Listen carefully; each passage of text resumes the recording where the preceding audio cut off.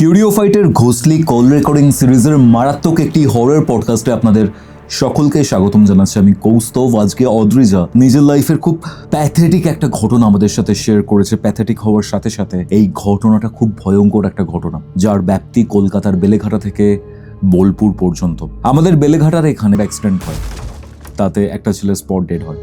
এরকম random accident অনেক হয়, কিন্তু এই র্যান্ডাম একটা অ্যাক্সিডেন্টের কারণে বাড়িতে বসে থাকা একটি মেয়ে কিভাবে পজেসড হতে পারে, কিভাবে বারবার তার লাইফে টেরিফিক জিনিসপত্র ঘটতে থাকে, সেটার উত্তর আজকের এই এপিসোডের মাধ্যমে আপনারা পাবেন। আজকের এই ঘটনাটা খুব ভয়ঙ্কর হতে চলেছে। এরকম বিভিন্ন কেস দেখেছি যেখানে এমন প্রবলেমেটিক ব্যাপার স্যাপার হয়, পুরো ফ্যামিলি, পুরো ফ্রেন্ড সার্কেল সকলে এফেক্টেড হয় এই ধরনের ঘটনাগুলোর জন্য। আর যার ওপরে হয়েছে তার তো লাইফই পাল্টে যায়। এরকম অনেক জায়গা থেকে অনেক মানুষকে বার করে এনেছি যখন, এটা বুঝতে পেরেছি তার একটা দাগ তার মধ্যে চিরদিন থেকে যায়। আপনিও যদি আপনার লাইফে ঘটে যাওয়া এরকম কোনো প্যারানর্মাল অ্যাক্টিভিটির ব্যাপারে আমার সাথে শেয়ার করতে চান, কথা বলতে চান, এরকম একটা ঘোষলি কল রেকর্ডিং করতে চান, অথবা আমার থেকে কোনো স্পিরিচুয়াল হেল্প, অ্যাস্ট্রোলজিক্যাল প্রেডিকশন অথবা তন্ত্র রিলেটেড কোনো হেল্প চান, যোগাযোগ করুন আমাদের অফিসিয়াল হোয়াটসঅ্যাপ নম্বরে, যেটি হচ্ছে 6290675195। তাহলে চলুন আর কথা বাড়াচ্ছি না, সরাসরি চলে যাচ্ছি কিউরিওফাইটের ঘোষলি কল রেকর্ডিং সিরিজের মারাত্মক একটি horror পডকাস্টে। Curiofite presents Ghostly Call Recording, a horror audio documentary by Kaustav Kumar. এবার ভয় পাবে তুমিও। হ্যালো অদ্রিজা, কেমন আছো? নমস্কার দাদা, আমি খুব ভালো আছি। তুমি কেমন আছো? আমিও ভালো আছি।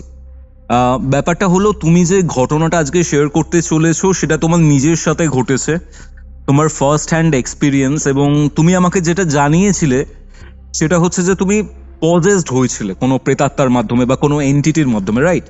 হ্যাঁ দাদা, একদমই তাই। অ্যান্ড ঘটনার ব্যাপ্তি কলকাতা থেকে শুরু করে বোলপুর, আরো অনেক ইন্টেন্স ব্যাপার রয়েছে এই ঘটনার মধ্যে। আমি ঘটনাটা শোনার জন্য অ্যাকচুয়ালি খুব পাম্পড। কি হয়েছিল অদ্রিজা, একদম শুরু থেকে আমি জানতে চাই তোমার থেকে, কি হয়েছিল তোমার সাথে? বেসিক্যালি ঘটনাটা 2025-এর, ঠিক আছে? হুম হুম 2025-এর ঘটনা। 2024-এর 31 ডিসেম্বর আমার বাড়ি হচ্ছে বেলঘরিয়া 11 নম্বরে।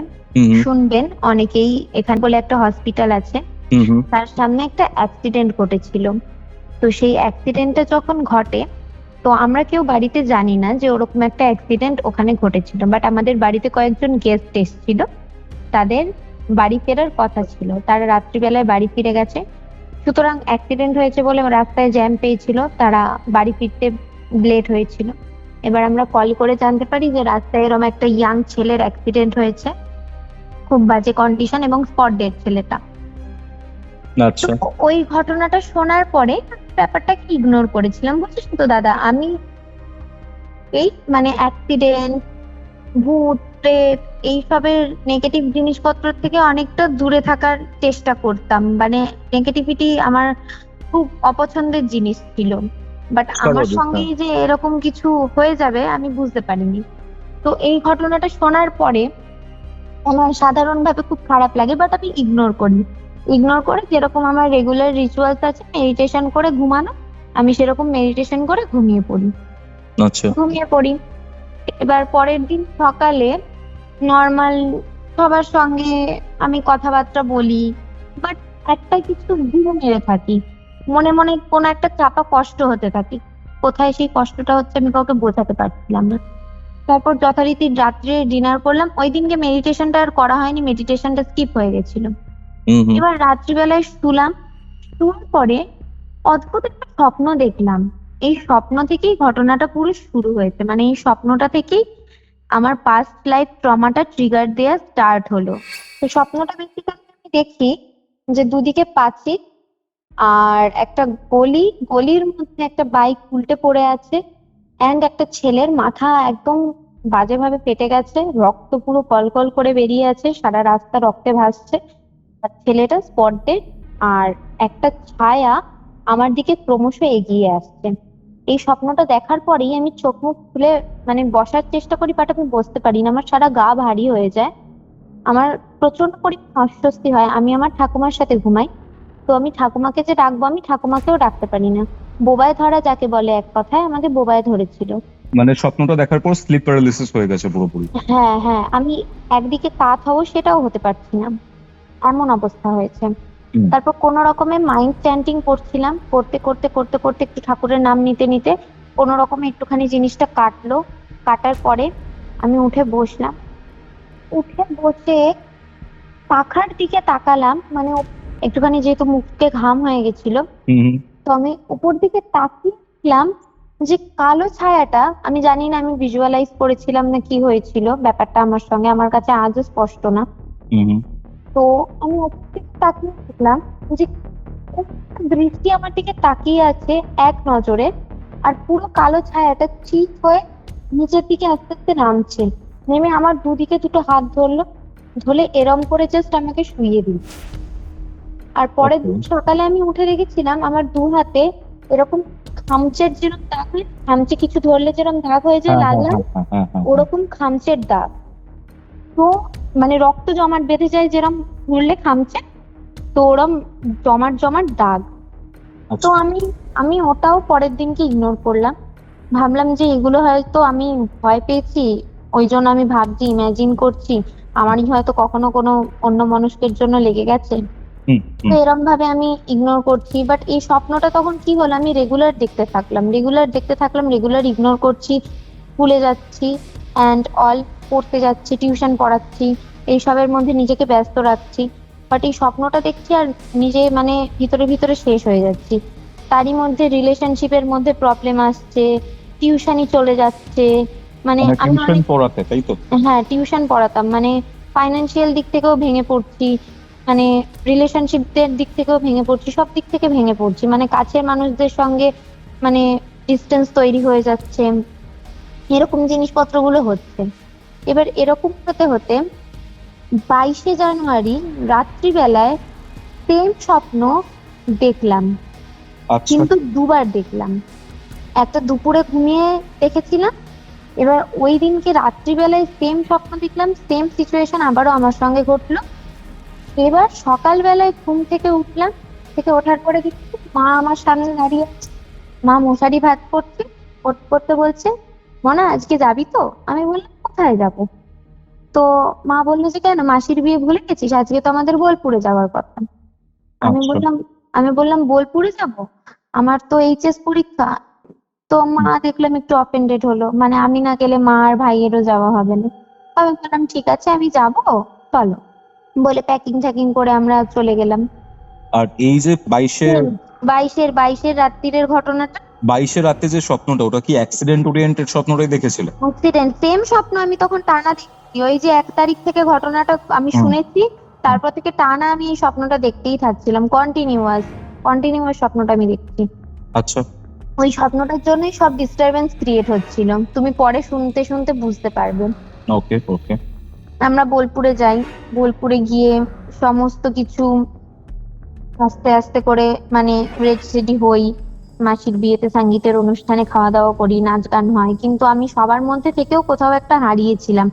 আমার তখন কারোর প্রতি কোনো ফিলিংস ছিল না, জানো তো দাদা, আমার শুধু ওই বারবার ওই স্বপ্নটার কথা মনে পড়তো, আর মনে পড়তো যে ওই ছেলেটা ওরম ভাবে মারা গেছে, কেন মারা গেছে, কিসের জন্য মারা গেছে, আমাকে কারণটা ফাইন্ড আউট করতে হবে, কেন মারা গেছে, একটা অদ্ভুত টান ফিল করতাম, অদ্ভুত লাগতো। তখন মাসি আমাকে হঠাৎ করে বলল যে খাওয়া দাওয়া হয়ে গেছে, যেহেতু বসেছিলাম, আর আমার জ্বর এসেছিল, তখন 100 জ্বর ছিল।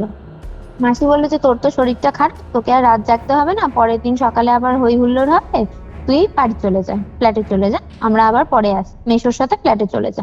এবার আমি সাধারণ কি করে, মানুষ নিচে নেমে একটুখানি ওয়েট করে, তারপর মানুষ আসবে, তারপর যাবে ছাড়তে। মেশো মানে যার সাথে বিয়ে হবে, তাই তো? না না, আমার এটা অন্য মাসি, যার সাথে বিয়ে হবে সে তো অন্য জায়গায় ছিল, সে হচ্ছে কি সঙ্গীতের অনুষ্ঠানে ছিল, আমার বড় মাসি আর বড় মেসো, তো ওদের ফ্ল্যাটেই যাওয়ার কথা ছিল। এবার ওরা দুজন ছিল, আমাকে বললো বড় মাসি যে তুই যা, মেসো তোকে ফ্ল্যাটে নিয়ে যাবে, ওদের বাড়িতেই আমরা উঠেছিলাম, আমি, মা, দিদা আর ভাই। তো আমি ফ্ল্যাটের নিচে নামলাম, নেমে ফোন দেখতে দেখতে, ফোনে রিল স্ক্রল করতে করতে হঠাৎ করে একটা রাস্তায় এসে পড়লাম। এবার ফোনটা আমি যখন রাখলাম, রেখে হঠাৎ করে তাকিয়ে দেখলাম আমি যেই রাস্তাটা স্বপ্নে দেখি এক্স্যাক্টলি সেম রাস্তাটায় সেম টাইম দাঁড়িয়ে আছি। এটা সম্ভব কিভাবে? এটা সম্ভব কিভাবে আজ অব্দি জানি না। সেম রাস্তায় দাঁড়িয়ে আছি, দুদিকে পাঁচিল, আমি যেই জায়গায় দাঁড়িয়ে থাকতাম স্বপ্নে সেম পজিশনে আমি দাঁড়িয়ে আছি মোবাইল হাতে নিয়ে। আর আমার থেকে আরেকটু কিছুটা দূরে গেলে বাইক উল্টে পড়ে থাকবে, যদি ওই ঘটনাটা আমার সামনে ঘটতো বাইকটা উল্টে পড়ে থাকবে, ছেলেটা ওখানে উল্টে পড়ে থাকবে, এরকম ব্যাপার। আমি সেম রাস্তায় দাঁড়িয়েছি, রীতিমতো আমি আটকে উঠেছি। তো পিছন থেকে তখন মেসো আসেন, এসে বলে যে কি হয়েছে, তুই এরকম চমকে গেলি কেন আমাকে দেখে? আমি বললাম কিছু হয়নি, ভালো লাগছে না, আমি বাড়ি যাব। আর ওই মোমেন্টে আমার ডেজাভু ফিলিংটা এসছে। কিভাবে এটা পসিবল, আমি এটা মানে বুঝে উঠতে পারিনি। এবার যখন স্কুটিটা চলছে, চলতে চলতে যখন সেম রেশিওতে স্কুটিটা এসে পৌঁছালো, বাইকটা যেই জায়গায় উল্টে পড়ে থাকার কথা সেই জায়গাটা যখন স্কুটিটা এসে পৌঁছালো, আমার মানে চুলটা বাঁধা ছিল, বান করা ছিল চুলে, বাট লুজ হয়েছিল বানটা। হঠাৎ করে চুলটা পা খুলে ক্লিপটা ক্লাচারটা নিচে পড়ে গেল, আর আমার স্কুটিতে ঝাটকা খেয়ে বেরিয়ে গেল। আর আমার সারা গায়ে একটা পুরো গুজবাম্প দিয়ে কিরম একটা মানে শিহরণ, শিরশির করে উঠলো, একটা সেন্সেশন ফিল হলো। ঘাড়ের কাছটা মনে হলো কিছু একটা মানে স্ক্র্যাচ হয়ে গেল, জ্বালা দিয়ে উঠলো হঠাৎ করে। তো আমি ঘাড়ে হাত দিলাম, ঘাড়ে হাত দিয়ে দেখলাম যে কিছু হয়নি। ঘাড়টা তখন হট করে নিচু করলাম, নিচু করে মেশোকে বললাম ভাল লাগছে না মেশো, চলো। তখন মেশো একটা রিপ্লাই দিল, বললো যে আমারও না ঠিক ভাল লাগছে না, চল। মানে বেশ গম্ভীর গলায় বললো। আমি তাড়াতাড়ি স্কুটি চালাচ্ছি, ফ্ল্যাটে চল। ফ্ল্যাটে গিয়ে প্যারাসিটামল খেলাম, খেয়ে দিয়ে ঘুমালাম। ওই দিনকে রাত্রেও সেম স্বপ্ন দেখলাম। আমি ভাবছি এবার এটা কন্টিনিউ হচ্ছে আমার সঙ্গে, কারণ আমি মেডিটেশন করি, মেডিটেশন করার সময় এই জিনিসটা আমার মনের মধ্যে ঘুরপাক খায়। এবার ওই জিনিসটা আমি দেখতে দেখতে দেখতে দেখতে হয়তো আমার মনের মধ্যে ওইটার ছবি এমন ভাবে গেঁথে গেছে যে আমি বারবার ওই স্বপ্নটা দেখছি। আমি তখন অব্দি এইটা ভেবে উঠতে পারছি না যে না, কোনো একটা কানেকশন হয়তো ঘটছে। সাধারণভাবে আমি ঘুমিয়ে পড়ি ওই দিনকে রাত্রিরে, ইগনোর করি। পরের দিন গায়ে হলুদ, গায়ে হলুদে যাই, খাওয়া দাওয়া হয়, বাড়ি চলে আসি। বাড়ি এসে রেডি হই, সাধারণত বিয়ে বাড়িতে যেই রকম হয় মেয়েরা সাজগোজ করে, গায়ে ভালো করে সেন্ট পেন, মাথায় ফুল, চুল ছেড়ে, ওরম ভাবে আমিও গেছি। আমার তো মনে তখন ওইসব কিছু ছিল না, আমি জানি নর্মাল, সবকিছু নর্মাল আছে। মানে দেখো, আমরা একটা মিডিল ক্লাস ফ্যামিলির মেয়ে, আমরা একটা স্বাভাবিক জীবন যাপন করি, আমরা তো বুঝতে পারি না না যে আমাদের সঙ্গে এতটা নেগেটিভ কিছু ঘটতে পারে বা এতটা নেগেটিভিটি কিছু আসতে পারে আমাদের মতন লাইফে। বুঝতে পারছি। এক্সপেক্ট করতে পারিনি যে আমার ওই ওই দিনকে রাত্রের পর থেকে আমার জীবনটা এরকম ভাবে বদলে যাবে। মাসি, আমি, আর আমার দিদা, আর আমার ছোট মামা, আমরা চারজন একটা টোটোয় যাই। মা আর মেসো স্কুটি করে যাচ্ছিল। যেতে যেতে টোটোওয়ালাটা হঠাৎ করে বলল মাসিকে যে দিদি ভাই, আজকে না ওই বড় রাস্তা দিয়ে যাব না, ছোট রাস্তা দিয়ে যাব। ছোট রাস্তা মানে সেই গলিটা যেই গলিটাতে আমি ফোন স্ক্রল করতে করতে পৌঁছে গেছিলাম, বুঝতে পারছো? সেম ওই গলি, সেম রাস্তাটা। আচ্ছা। এবার টোটো যাচ্ছে, যেতে যেতে আবার সেম জায়গায় গিয়ে আমার একটা সেন্সেশন ফিল হলো, চুলটা উড়ে গেল আর ঘাড়ের কাছটায় সেম ভাবে জ্বালা দিল। আমি তখন মাসিকে বললাম, মাসি দেখো তো কি হলো। মাসি তখন চুলটা সরিয়ে দেখলো দুটো কাটার দাগ, আচ্ছা। ঘাড়ে দুটো স্ক্র্যাচের দাগ। মাসি বলছে এ বাবা, কি করে হলো, কখনো চুলকে টুলকে ফেলেছিস, কি করে হলো এটা? আমি বললাম না, আমি তো এরম ভাবে চুলকাইনি, কোনোভাবে কেটে গেছে হয়তো। বলে বিয়ে বাড়িতে গেলাম, আলো লাইট সব ঝকমক চকমক করছে, কিন্তু বিয়ে বাড়িতে পা দেওয়ার সাথে সাথেই আমার মাথাটা পুরো চক্কর দিয়ে উঠলো। সব কিছু ব্লার দেখছি, সবার গলার ভয়েস মনে হচ্ছে সবাই আমার সঙ্গে মানে অন্য রকম ভয়েসে কথা বলছে। অ্যান্ড কারোর মুখ আমি স্পষ্টভাবে দেখতে পাচ্ছি না, সব অস্পষ্ট দেখছি, পুরো ব্লাড ভিশন হয়ে গেছে। আফটার দ্যাট আমার শরীর প্রচন্ড খারাপ লাগতে থাকে, পুরো দরদর করে ঘামতে থাকি, সারা গা হাত পা জ্বলতে পুড়তে থাকে, মানে আমার ঘাড়ের ওপর কেউ চেপে আছে এমন একটা অস্বস্তি ফিল হয়। তাও কোনো রকমে সবার সঙ্গে কথাবার্তা বলার চেষ্টা করছিলাম, কমিউনিকেশন করার চেষ্টা করছিলাম যদি একটু ভালো ফিল হয়।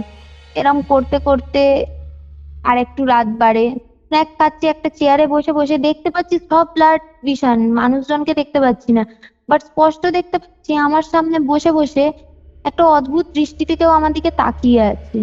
কালো আচ্ছা। একটা ছায়া, একটা কালো ছায়া অদ্ভুত দৃষ্টিতে আমার দিকে তাকিয়ে আছে। যেটাকে যখন ফার্স্টের দিনও দেখেছিলাম। হ্যাঁ, যখন আমি ওই কালো ছায়াটাকে দেখলাম তখন আমার শরীরটা কিন্তু হালকা লাগলো। আচ্ছা। কালো ছায়াটাকে যখন দেখলাম তখন আমার শরীরটা হালকা লাগলো, বাট গাটা জ্বালা পোড়া দিচ্ছিল, ঘাড়ের যেই কাছটায় স্ক্র্যাচের দাগ হয়েছিল ওই জায়গাটা জ্বলছিল।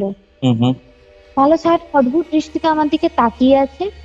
অ্যান্ড আমি চিকেন কাবাব খাচ্ছিলাম, ওটাকে তাড়ানোর জন্য আমি ভুলবশত কি করলাম, ওই চিকেনের হাড়টা ভিতর দিকে ছুঁড়ে মারলাম। মানে আমি তখন এতটা ভায়োলেন্ট হয়ে গেছি, এতটা ডিস্টার্ব হয়ে গেছি, ওই চিকেনের হাড়টা ওইদিকে ছুঁড়ে মারলাম। আমি ভাবতে পারিনি তারপর থেকে আমার লাইফটা এরম ভাবে দুর্বিষহ হয়ে যাবে, এরম ভাবে লাইফটা চেঞ্জ হয়ে যাবে। ওই যে আমি ওই জিনিসটা ছুঁড়লাম, তারপর থেকে আমার হলো যে আমি পুরো পাল্টে গেছি। আমি তখন বিয়ে বাড়ির মধ্যে একবার সেন্সলেস হয়ে পড়ি। যখন ওরকম হাতটা আমি ছুঁড়ে ফেলি তখন আমার গা পুরো ভারী হয়, আমি একবার সেন্সলেস হয়ে যাই। সেন্সলেস হয়ে ওঠানোর পরে সবাই, আমি বসেছিলাম চুপচাপ। মা বলে যে এইখানে তো খুব গরম লাগছে, মানে যোগঠোগ্য হচ্ছে, তো ওখানে আমার আরো সাফোকেটিভ ফিল হবে। তো এই জন্য মা বলে যে একটা রুম আছে, ওই রুমটাতে তত্ত্ব টত্ত্ব রাখা আছে, তুই তত্ত্বগুলোরও খেয়াল রাখ, গিফট গুলোরও খেয়াল রাখ, আর তুই ওই রুমে গিয়ে রেস্ট কর। এবার দাদা ওই রুমটাতে যখন গেলাম তখন আমি আর আমার মধ্যেই ছিলাম না, আমি পুরো পজেসড হয়ে গেছি তখন। কেন? মানে কিভাবে? আমি তখন অদ্ভুত অদ্ভুত আচার আচরণ করছি। রুমের কর্নারে একটা ডাস্টবিন রাখা ছিল, ওই ডাস্টবিনটা আমি জাস্ট পা দিয়ে লাথি মারলাম, শট মারলাম, তত্ত্ব যেগুলো ছিল ওগুলোকে বসে বসে ছিঁড়ছিলাম। ছিঁড়তে ছিঁড়তে আবার তন্দ্রাচ্ছন্ন হয়ে ঘুমিয়ে পড়লাম সাডেনলি। আমি বুঝতে পারছি আমি যেগুলো করছি ঠিক করছি না, কারণ আমার মধ্যে পজিটিভিটি নেগেটিভিটি দুটো একসঙ্গে কাজ করছিল। আমি যেহেতু চ্যান্টিং করতাম, মেডিটেশন করতাম, একটা পজিটিভ পাওয়ার অটোমেটিক্যালি আমার মধ্যে কাজ করতো, আর নেগেটিভিটি দ্বারা পজেসড হয়েছিলাম, তো দুটো জিনিস একসঙ্গে কাজ করছিল। আমার সবই আমি বুঝতে পারছি যে আমি যেটা করছি আমি ঠিক করছি না, কিছু একটা ভুল ঘটছে আমার সঙ্গে, কিছু একটা অ্যাবনর্মালিটি আছে, কিন্তু আমি স্টিল ওই জিনিসগুলো করছিলাম। সাডেনলি আমি তন্দ্রাচ্ছন্ন হয়ে পড়লাম। হয়ে পড়ার পর সেম স্বপ্নটা দেখলাম। এবার আর চোখও খুলতে পারছি না, আমি চোখ খুলতে পারছি না কোনো মতেই। এবার যখন কোনোভাবে চোখ টেনে টেনে চোখ খুলেছি তখন দেখছি আমার ওপরে সেই কালো ছায়াটা অ্যান্ড আমাকে ফিজিক্যালি হ্যারাস করতে চাইছে জিনিসটা। আচ্ছা আচ্ছা। আমি কোনো রকমে উঠতে পারছি না, জিনিসটা আমাকে একদম টাইটলি ধরে আছে। আমি চিত হয়ে শুয়েছিলাম অ্যান্ড ওই জিনিসটাও চিত হয়ে আমার ওপরে ছিল। মানে আমি হাত দিয়ে যে ওটাকে ঠেলে সরাবো, আমি ওই কালো ছায়াটার মধ্যে দিয়ে যখন হাতটা যাচ্ছে পুরো মেঘের মতন আমার হাতটা এপর ওপর বেরিয়ে যাচ্ছে, বাট কালো ছায়াটা আমি সরাতে পারছি না। তারপর? তো তখন আমি কি করলাম, মৃত্যুঞ্জয় মন্ত্র মনে মনে চ্যান্ট করলাম। মৃত্যুঞ্জয় মন্ত্রটা চ্যান্ট করার পর জিনিসটা দেখলাম হালকা হালকা ভাবে লাইট হলো। আমি কোনো রকম ভাবে উঠে বসলাম। উঠে বসার পর সারা বডিতে পুরো অসম্ভব যন্ত্রণা হচ্ছিল, যেন মনে হচ্ছিল কোনো একটা খারাপ জিনিস আমাকে পুরো ছিঁড়ে খেয়েছে। মানে মানে পুরো একদম ভিতর থেকে যন্ত্রণাটা আসছিল, অসম্ভব গা হাত পা যন্ত্রণা করছিল। মানে আমি একদম চলতে ফিরতে পারার মতন অবস্থাতে ছিলাম না, এতটা অস্বস্তি করছিল। আচ্ছা আচ্ছা আচ্ছা। তারপর? এন্ড ওই রুমটার মধ্যে ওয়াশরুম ছিল। ওয়াশরুমে গিয়ে আমি দেখি আমার তখন পিরিয়ডস এর ডেট ছিল না। আমি ওয়াশরুমে গিয়ে দেখি আমার পিরিয়ডস হয়ে গেছে, মানে ব্লাড স্টেন আমি দেখতে পাই। পরবর্তীকালে যখন বাড়ি গেলাম, মানে ওই ঘটনাটা ঘটার পরে যখন মা বাবা মানে বাবা তো যায়নি আমাদের সাথে বোলপুরে, মা বাবার সঙ্গে যখন মায়ের সঙ্গে যখন জিনিসটা শেয়ার করলাম, মা বললো যে না, এরম তো কিছু হয়নি। তাহলে তো আমরা পরে মানে পরবর্তীকালে আমরা স্টেন দেখতে পেতাম, এরম তো কিছু হয়নি। বাট পরে যখন আমি ওয়াশরুমে গিয়ে দেখলাম ওই স্টেন পুরো সেম জায়গায় লাগা ছিল এবং বেড কভারেও লাগা ছিল, ওটা মারা পরে দেখেছে ওই রুমেরই, বেরিয়ে আসার পরে। তারপর খাওয়া দাওয়া করি, ডিনার করি রাত্তিরের। করার পরে আমার শরীর প্রচন্ড খারাপ লাগে, জ্বর চলে আসে, প্রায় 102 জ্বর থাকে। অ্যান্ড আমরা একটা গাড়ি করে ফিরি। গাড়ির মধ্যে আমি বলি হঠাৎ করে যে গাড়ি তো হনুমান চালিসা চালাও তো, হনুমান চালিসা চালানো হয়। সারা গাড়ির মধ্যে আমি দরদর করে ঘামতে থাকি, এসি চলছিল গাড়িতে, বাট হঠাৎ করে দরদর করে ঘামি। আর ঘামতে ঘামতে আমি দেখি ড্রাইভারের সামনে একটা জায়গা রাখা থাকে, ওই সামনেটাতে একটা কালো ছায়া এরম ভাবে উঁচু হয়ে বসে আছে, আমি ওই জিনিসটা দেখতে পাই। বুঝেছো? বুঝতে পারছি। তো আমি ওটা দেখে কিছু বলি না, আমি চুপচাপ সাইলেন্ট থাকি, এন্ড আমি বাইরের দিকে দেখতে থাকি, মনে মনে হনুমান চালিসা পাঠ করি। বাড়ি যাই, কোনো রকমে প্যারাসিটামল খাই, হাত পা মুখ ধুই। ধোয়ার পরে দিদা, ভাই আর আমি শুয়ে পড়ি একটা ঘরে খাটের মধ্যে। তো ঘরটা অন্ধকার থাকে, নাইট বাল্ব জ্বলছিল। আর এক সাইডে আমি শুয়েছিলাম, মা শুয়েছিল, ভাই শুয়েছিল, আর দিদুন শুয়েছিল। আমার ভাই রাত্রিবেলায় ওর গভীর খুব ঘুম।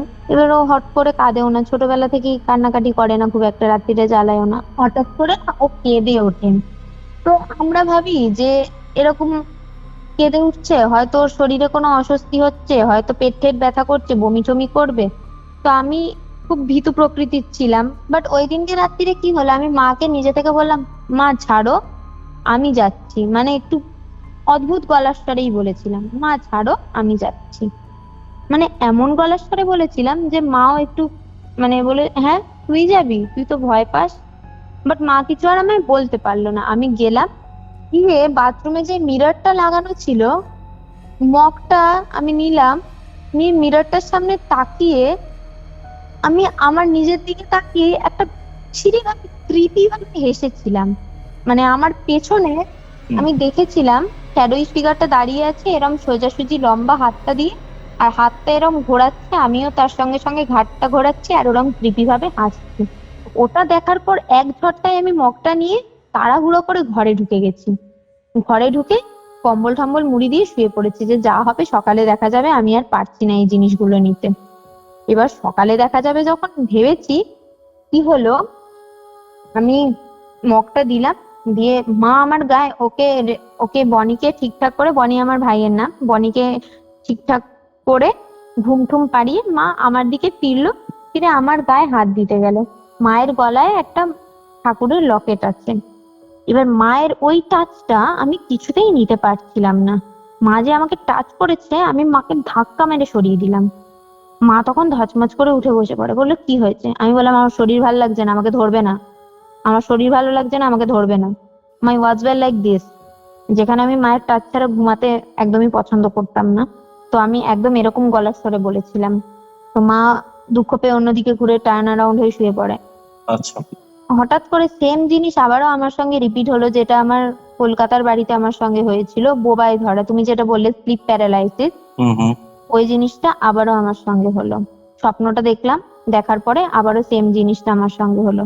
কিন্তু এবারে মানে স্বপ্নটা কি দেখলাম, আমি সঙ্গীতের দিন যে ড্রেসটা পরেছিলাম সেই ড্রেসটা পরে আছি, এন্ড ছেলেটা ছেলেটা পিছন ফিরে দাঁড়িয়ে আছে। ছেলেটা পিছন দিক দিয়ে হেঁটে চলে গেল, ওর মানে ও যে বডিটা ছিল, ওর বডিটা থেকে উঠে চলে গেল, তারপর শ্যাডোটা আমার দিকে এগিয়ে আসতে থাকলো। এরকম একটা অদ্ভুত ধরনের স্বপ্ন দেখলাম। মানে ছেলেটা পডডেড হয়ে পড়ে আছে, হুম। ছেলেটার যে আত্মাটা, যে সোলটা, জামা কাপড় পরা, বেরিয়ে আস্তে আস্তে মিলিয়ে গেল। তারপরে ব্ল্যাক যেই শ্যাডোইশ ফিগারটা, ওই শ্যাডোইশ ফিগারটা আমার দিকে এগিয়ে আসতে থাকলো। এই Okay. জিনিসটা আমি দেখলাম। আর স্পটের যে বডিটা রক্ত মাখা, যেটা চারিদিকে রক্তে রক্তাক্ত, হুম, ওই বডিটা ওরম ভাবেই সেম প্লেসে পড়ে আছে, সেম প্লেসে পড়ে আছে। তো এই জিনিসটা আমি দেখলাম। দেখার পরে আমার সারা পায়ে ঝিনঝিন ঝিনঝিন করছে, মাথার মধ্যে একটা বাইকের একটা আওয়াজ পাচ্ছি। কিসের আওয়াজ পাচ্ছ? বাইক বাইক বাইক একদম জু করে স্কিট হয়ে গেলে যেরকম আচ্ছা আওয়াজ আচ্ছা হয়, আচ্ছা একদম আচ্ছা, হ্যাঁ হ্যাঁ স্কিট হ্যাঁ। হয়ে গেলে জু জু করে একটা যেরকম আওয়াজ হয়, ওরকম আমার কান মানে মনে হচ্ছে ফেটে যাবে, এরকম আওয়াজ হচ্ছিল। হুম হুম হুম হুম। তো ওরকম আওয়াজ আমি আর নিতে পারছিলাম না কিছুতে, আমি কাউকে ডাকতে পারছি না, মানে এত অস্বস্তি হচ্ছিল, আমি কাউকে না বোঝাতে পারছি আমার কষ্টটা, না আমি ওই ছেলেটার কষ্ট ফিল করতে পারছি, আমার যে মনের মধ্যে কি চলছিল তাতে আমি বলে বোঝাতে পারবো না। বুঝতে পারছি। এমন অস্বস্তি হচ্ছিল, এমন অস্বস্তি হচ্ছিল, আমি চিৎকার করতে পারছিলাম না। এরম জিনিসের মধ্যে আমি দেখছি আমি কাত হয়ে শুয়ে আছি, আমার পাশে কাত হয়ে ছেলেটা শুয়ে আছে এবং আমার মাথায় হাত বোলাচ্ছে আচ্ছা। এবং আমার দিকে এক দৃষ্টিতে তাকিয়ে আছে। তারপর আস্তে আস্তে জিনিসটা উঠতে থাকলো, আস্তে আস্তে পুরো ব্ল্যাক শ্যাডোতে কনভার্ট হয়ে গেল। তা দেখে আমি আর নিজেকে ধরে রাখতে পারিনি, আমার দু চোখ বেয়ে জল পড়ছিল। বাট আমি কাউকে ডাকতে পারিনি দাদা। আমি মনে মনে চ্যান্ট করতে থাকি, মা কালীর একটা বীজ মন্ত্র আছে ক্রিম, ওটা চ্যান্ট করি, কোনো রকমে উঠে বসে মাকে বলি মা, জোরে করে চিৎকার করি, বলি মা হুম। বলে উঠে বসে পড়ি। উঠে বসার পরে মা ওঠে, দিদা ওঠে, ওঠার পরে আমি বলি ভাইকে সরাও, ওকে আচ্ছা। এই ঘরে রেখো না, ভাইকে সরাও, ওকে সরিয়ে দিতে বলি। যেহেতু বাচ্চা, আমার মনের মধ্যে কোথাও কাজ করছিল যে আমার ক্ষতি হচ্ছে, বাচ্চাটার যাতে কোনো ক্ষতি না হয়। তো মা তো তখন বুঝে গেছে যে এবার মানে কিছু একটা ঘটনা ঘটেছে ওর সঙ্গে, যেই কারণে ও এরকম করছে। মানে ততক্ষণে আমি পুরো পজেসড হয়ে গেছি। এবার আমি তোমাকে বললাম প্রথম দিকে মনে আছে যে স্বপ্নের সঙ্গে কানেকশন আছে ঘটনাগুলোর। হুম হুম হুম হুম। আর আরেকটা ঘটনাও বলেছি, সেই যে খেয়ে মাংসের হাড়টা আমি ওইদিকে ছুড়ে দিয়েছিলাম। হ্যাঁ হ্যাঁ হ্যাঁ হ্যাঁ। উইথ টাইম এগুলো তুমি আবার জানতে পারবে, আমি ডিসক্লোজ করব যে কিভাবে কি কানেক্টেড। ঠিক আছে? আচ্ছা আচ্ছা আচ্ছা। হুম। আমি বললাম ভাইকে সরাও। এবার ওরা আমার চোখে মুখে জল দিতে চাইছিল, তারপর ওরা আমাকে জড়িয়ে ধরতে চাইছিল, আমি সবাইকে ধাক্কা মেরে দিচ্ছিলাম। মানে আমার গায়ে তখন এত পাওয়ার এসে গেছে, আমি সবাইকে জাস্ট এরম টাচ করছি, সবাই মানে ছিটকে ছিটকে পড়ছে, এমন অবস্থা হয়ে গেছে। আমার দিদাকে তো আমি ঝাটকা মেরেছি, দিদা জাস্ট টিথ হয়ে পড়ে গেছে। মানে আমি খাটে বসেছিলাম, দিদা ধারে ছিল, বলেছে সোনা তোর কি হয়েছে, জাস্ট এই কথাটা বলেছে। আমি বলেছি যে যাও বলে হাতটা জাস্ট নিচে রেখেছি, উনি ঝাটকা মেরে পড়ে গেছেন। উনি ওই ঘরে তারপর থেকে আর ঢুকতেই পারেননি। তো এবার আমার মা এসে আমাকে শোয়াতে চাইছিল যাতে আমি শুয়ে পড়ি। আমি বললাম আমাকে শোয়াবে না, শোয়ালে কিন্তু নিয়ে চলে যাবে, শোয়াবে না। এবার এরকম করতে করতে করতে করতে পরের দিন কলকাতায় আমার বোলপুরে মেশোর আসার কথা ছিল। মেশোর ফ্ল্যাটের মধ্যেই এক তান্ত্রিক, যার ছেলে থাকতো, ছিন্নমস্তা মায়ের ভক্ত তিনি, তাকে মেশো খবর পাঠান। এবার তিনি ঘরে মানে আসার পুরোটা সময়, শুনে নিয়ে, তাই তো? হ্যাঁ, এই পুরো ঘটনাটা অবজার্ভ করার পর মেশো বলে একে তো ঘরে রাখা যাচ্ছে না, একে কন্ট্রোল করা যাচ্ছে না। তার আগে আমার ছোট মামু ব্রাহ্মণ, মানে আমাদের মামার বাড়ির সবাই ব্রাহ্মণ, আমরা নিজেরাও ব্রাহ্মণ। তো এবার আমার ছোট মামু কি করেছিল, গায়ত্রী মন্ত্র জপ করতে এসেছিল, বাট আমার ছোট মামুও ঘরে ঢুকতে পারেনি।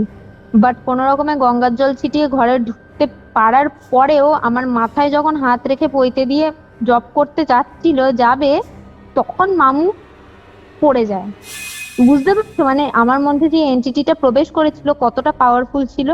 এক্স্যাক্টলি, বুঝতে পারছি। গলায় পইতে আছে, গায়ত্রী মন্ত্র জপ করবে, ওই টাইমটাতে মামু মাথায় হাত দিয়ে যাবে, ছিটকে পড়ে যায়, জাস্ট ছিটকে পড়ে যায়। আর তার আগে তো ঘরে ঢোকার আগে, চৌকাঠ পেরোনোর আগে বাধা পায়, অনেক বাধা পায়। তারপর কি হয়, আমার মা ফোন নিয়ে হনুমান চালিসা চালানোর চেষ্টা করে, ফোন কন্টিনিউয়াস হ্যাং হতে থাকে।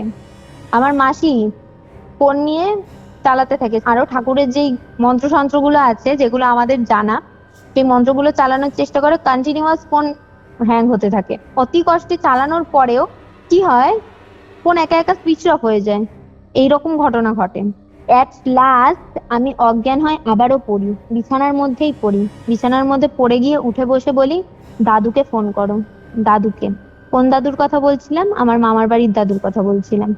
আমার মামার বাড়ির যিনি দাদু, উনি হচ্ছেন কালী ঠাকুরের পূজারী। আমার আচ্ছা। মামার বাড়িতে প্রতিষ্ঠিত মা কালী আছেন। আর আমার ইষ্টদেবী যিনি, উনি হচ্ছেন দক্ষিণা কালী। এটাও পরে ডিসক্লোজ হয়েছিল। এই ঘটনাগুলো ঘটার মধ্যে অনেক পজিটিভ সাইডও আছে, যেরকম নেগেটিভ সাইড আছে সেরকম পজিটিভ সাইডও আছে, যে সাইডগুলো পরে আস্তে আস্তে জানতে পারবে তুমি। আচ্ছা আচ্ছা। এমন মানুষজনের সঙ্গে আমার পরিচয় হয়েছে, যাদের সঙ্গে পরিচয় না হলে হয়তো আমি নিজেকে ডিসকভার করতে পারতাম না, আমি হয়তো সেই ভীতু অদ্রিজাই থেকে যেতাম। অ্যান্ড আফটার দ্যাট কি হয়, তো আমি বলি যে আমার মামার বাড়ির দাদুকে নিয়ে আসো, নাহলে কিন্তু আমি বাঁচবো না। মানে তখন একদম টায়ার্ড হয়ে গেছি, আর শরীরে কিছু নেই, বল পাচ্ছি না। তো এই কথাটা বলার পরে যে ছিন্নমস্তা মায়ের যিনি তান্ত্রিক ছিলেন, তার ছেলেকে মেশো খবর দিয়ে ডেকে পাঠান। উনি কবচ টবচ দিয়ে জলপোড়া ঠলপোড়া ঘরে ছিটিয়ে ঘরের মধ্যে প্রবেশ করে। তারপর প্রবেশ করার পর আমার কপালের মধ্যে ফোরহেডের মিডিল পয়েন্টে হাত দিয়ে, বৃদ্ধাঙ্গুলি দিয়ে একদম একটা ছিন্নমস্তা মায়ের লকেট হাতে নিয়ে জপ করতে থাকে, ছিন্নমস্তা মায়ের মন্ত্র জপ করতে থাকে। জপ করতে করতে করতে করতে করতে করতে আমার পুরো বডি ছেড়ে দেয়, আমি অজ্ঞান হয়ে পড়ে যাই। এন্ড চোখ খুলে দেখি আমার পাশে ওই জেঠু বসে আছেন এবং আমার মাথায় হাত বোলাচ্ছেন। হাত বোলাতে বোলাতে বলছেন যে মা, বিপদ কেটে গেছে, তোমার আর ভয় নেই, আমি পাশে আছি। আমি বললাম জেঠু তুমি যেও না, জেঠু তুমি যেও না, মানে আমি এতটাই মানে ভয় পেয়ে গেছিলাম। আমি বলছি জেঠু তুমি যেও না, আমি আর বাঁচবো না। তখন মা জিজ্ঞাসা করলো যে ওর মধ্যে থেকে জিনিসটা চলে গেছে? বললো যে যেই জিনিসটা ওর মধ্যে প্রবেশ করেছিল সেই জিনিসটা অতীব সাংঘাতিক ছিল, ওই জিনিসটা ওকে ছেড়ে এত সহজে যাবে না, কিন্তু ওর ভেতরে যেই জিনিসটা ছিল সেই জিনিসটাকে আমি বের করে দিয়েছি। এবার ওই জিনিসটা আশেপাশে থাকবে আর ওকে এফেক্ট করতে পারে, এই কথাটা বলেছিল। বলে আমি বললাম যে জেঠু তুমি যেও না। তখন জেঠু বললো যে আমাকে তো যেতেই হবে, আমার যা কাজ ছিল সেইটুকুনি কাজ আমি করে দিয়েছি এবং আমাকে এখন যেতে হবে, কারণ জেঠুর বাড়িতে একটা কাজ ছিল, জেঠুর বাড়িতে জেঠুর ছেলে ছিল, একা ছিল, তো তার কাছে জেঠুকে যেতে হতো। তো জেঠু বললো আমি বাকি কাজ করে দিয়েছি, তুমি এখন নিশ্চিন্তে থাকতে পারো, এখন যদি কিছু হয় তাহলে ঠাকুরের নাম জপ করবে। আর কোনো একজনকে আমার সঙ্গে থাকতে বলেছিল, তো কোনো একজন বলতে গেলে মাই আমার সাথে থাকবে। জেঠু বেরিয়ে যাওয়ার পরেই কি হলো দাদা, মা আমার পাশে এলো, মা পাশে এসে শুতে চাইলো, মাথায় হাত বোলাতে চাইলো, আমি মাকে ধাক্কা মেরে খাট থেকে ফেলে দিলাম এবং মা পড়েও গেল। মানে মাকে আমি তখন আর একদম টলারেটই করতে পারছি না, কোনো ফিমেল ফিগারকে টলারেট করতে পারছি না আমি তখন। আচ্ছা, না, না মাসিকে টলারেট করতে পারছি না, মাকে টলারেট করতে পারছি না, দিদুনকে টলারেট করতে পারছি, কাউকে টলারেট করতে পারছি না। কারণ হচ্ছে ওদের গলায় লকেট ছিল, কিসের লকেট? মা তারার লকেট ছিল। আচ্ছা, যেই লকেটটা আমার গলাতেও ছিল, বাট আমি খুলে রেখেছিলাম স্টাইল মারার জন্য, খুলে রেখে বিয়ে বাড়িতে গেছিলাম। আমি কোনোভাবে ওদেরকে নিতে পারছিলাম না, মাকে ধাক্কা মেরে ফেলে দিয়েছিলাম। মা কোনো রকমে উঠে আবার আমার কাছে আসতে চায়। এবার আমি কি করি, আমি বুঝতে পারছি কিছু একটা হচ্ছে, আমি পিছন দিকে ফিল করতে পারি কেউ একটা দাঁড়িয়ে আছে। সেই বাথরুমে যেই সিনটা দেখেছিলাম, আমার দিকে হাত বাড়িয়ে এরম ভাবে হাতটা ঘোরায়, আমার ঘাড়টা ঘুরে যায়, আমি সেম জিনিস আবার ওইদিকে ঘাড়টা ঘোরালাম, ঘুরিয়ে মায়ের দিকে হাত ঘুরিয়ে মায়ের গলা টিপতে যাই। মা তখন তড়িঘড়ি করে উঠে বাইরে চলে যায়। বাইরে চলে যেতেই দরজাটা ধারাম করে মুখের ওপর বন্ধ হয়ে যায়। আমি তখন পুরো ঘরে একা, কেউ নেই ঘরে, পুরো ঘর ফাঁকা। এবার আমি বসে আছি ঘরের মধ্যে, এন্ড বসে আছি, হঠাৎ করে একটা ছেলের কান্নার শব্দ শুনতে পাচ্ছি। হাউ হাউ করে ছেলেটা কাঁদছে আর বলছে যে আমি মরতে চাইনি, আমি এত তাড়াতাড়ি যেতে চাইনি। হঠাৎ করে এই জিনিসটা বলছে, আমি এ জন্মে এত তাড়াতাড়ি যেতে চাইনি, আমি আগের জন্মেও এত তাড়াতাড়ি যেতে চাইনি। এই কথাটা, ডিট্টু এই কথাটা আমি কানে ভেসে আসে, কানে এই কথাটাই শুনতে পাই। এটা আমার খুব তখন উইয়ার্ড কিন্তু অদ্রিজা। মানে আমার তখন এতটাই উইয়ার্ড ফিল হয় যে আমি কি করলাম, আমার সঙ্গে কি হচ্ছে। সবাই বেরিয়ে গেল, দরজাটা বন্ধ হয়ে গেল, ছেলেটা মানে ওই শ্যাডোটা আমার দিকে এগিয়ে খাটে বসে আছে।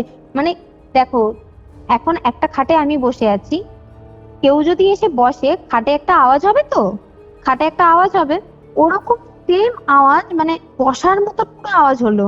আর ছেলেটা বলছে যে আমি এত তাড়াতাড়ি যেতে চাইনি।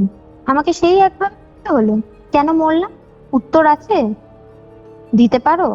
মানে আমার সাথে কমিউনিকেট করছে। বুঝতে পারছি। ওই মুমেন্টে আমার চোখ দিয়ে হুড়হুড় করে জল বেরোচ্ছে, উত্তর আছে, দিতে পারো বলে আবার আমার মধ্যে ঢুকে গেল। আমি পুরো দেখতে পেলাম যে কালো শ্যাডোটা ছিল ওটা পুরো একটা চি বলের আকার নিল। চি বল হয়, চি বল, এনার্জি বল, হ্যাঁ।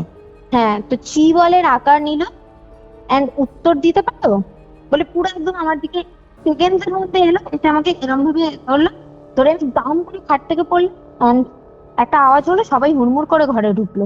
আচ্ছা, আচ্ছা। ঢুকে আমার চোখে মুখে জল দিল, আমাকে বসালো, স্টেবল করলো, করে আমার মা কাঁদছে, কাঁদতে কাঁদতে বলছে যে কি হয়ে গেল, কি থেকে কি হলো, কেন এরকম হলো, তোর সাথেই এরকম কেন হলো। আমি তখন সবার দিকে বোকার মতন এক দৃষ্টিতে তাকিয়ে আছি, আমি কিছু বুঝতে পারছি না, মানে তখন একদম বাচ্চা হয়ে গেছি, কিচ্ছু বুঝতে পারছি না।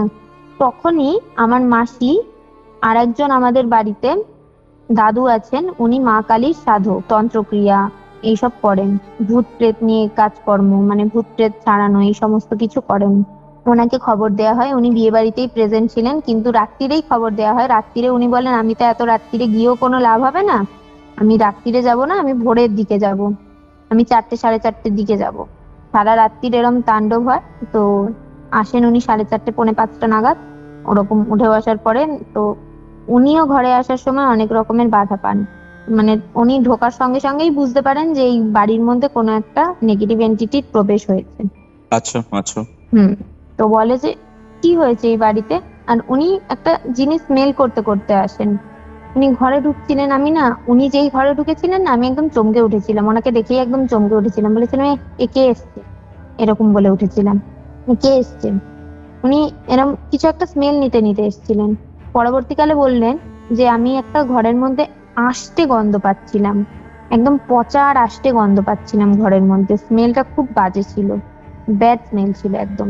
তো তারপর ঘটনাটা মানে ওইটা হওয়ার পরে আমাকে উনি তুলে দাঁড় করালেন, আমি তো শুয়েছিলাম, সবাই আমাকে ঘিরে ধরে শুইয়ে রেখেছিল, হাফ শোয়া হাফ বসা ছিলাম, যেহেতু আমি শোয়াতে বারণ করেছিলাম। তো আমাকে সবাই দাঁড় করালো, বললো সবাই ওকে ছেড়ে দাও, আমি থাকবো আর ও থাকবে, বলে সোজাসুজি দাঁড় করালো, করে আমার পিঠে মারলো, ঘাড়টা দেখলো স্ক্র্যাচ ওরম আছে, ঘাড়ের ওখানে কি একটা মন্ত্র পড়ে ফু দিল, এন্ড পিঠে মারলো, মাথায় মারলো, কোমরে মারলো। আমার মনে হলো না শরীর থেকে কি একটা বেরিয়ে পুরো হালকা হয়ে গেল। যে কি বলটা আমি দেখেছিলাম, কালো চি বলটা, ওই চি বলটাকে পুরো একদম হার্ট চাকরা থেকে, হার্টের যে সেন্টার অফ হার্ট থেকে পুরো বেরিয়ে যেতে দেখলাম, ঠিক আছে। এন্ড ওটা বেরিয়ে যেতে দেখার পরে আমার শরীরটা পুরো হালকা হয়ে গেল, ছেড়ে দিল, এন্ড আমি সেন্সলেস হয়ে পড়ে গেলাম।